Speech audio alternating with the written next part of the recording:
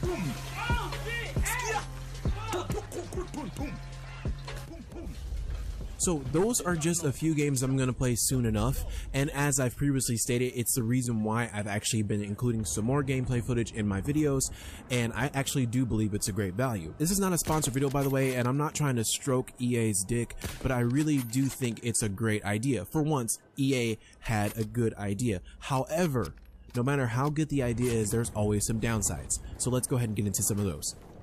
For instance, the games on the list for Xbox is not as high as the games list for PC. I don't know why this is, but this could be due to licensing issues, maybe some other issues that are preventing the games from coming over to Xbox One. For example, Command & Conquer is obviously not going to come over to Xbox One as easily since it doesn't have controller support right away.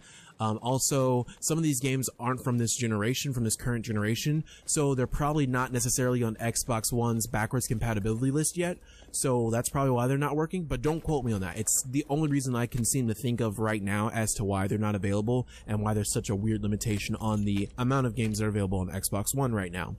Also, it's not that I've necessarily experienced this firsthand, but when you go ahead and look at some reviews of EA's product so far, I hear that it's nearly impossible to cancel your subscription.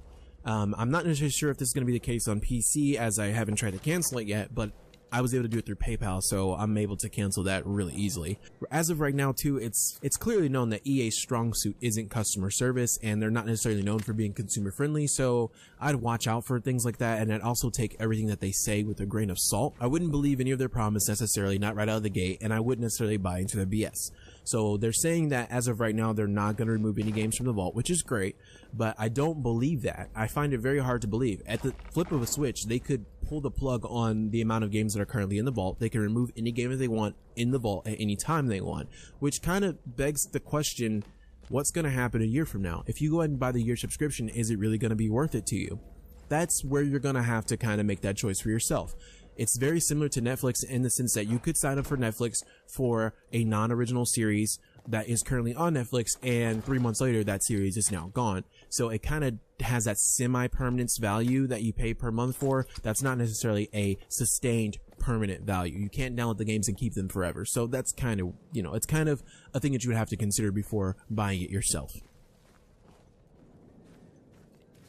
As of right now, EA Access and Origin Access are available on PC and Xbox One for about $5 a month or $30 a year. I think that it's an incredible deal if you don't already own a lot of games, like the ones I already mentioned.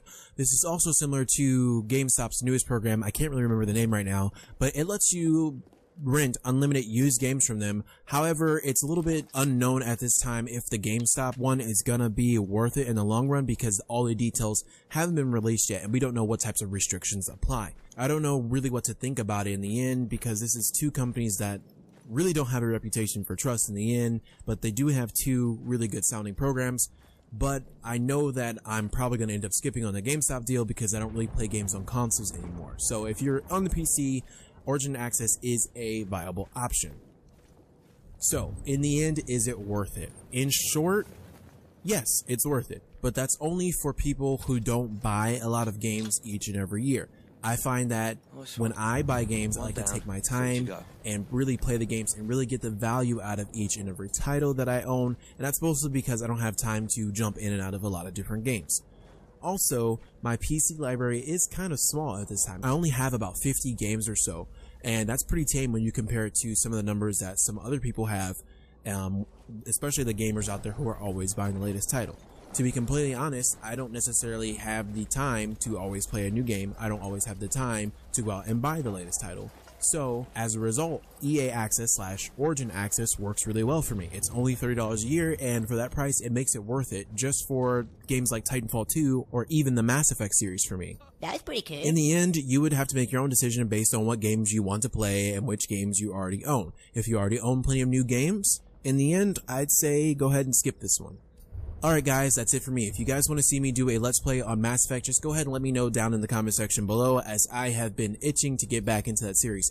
Also, let me know if you currently have EA / Origin Access down in the comment section as well. If this video is helpful for you, go ahead and just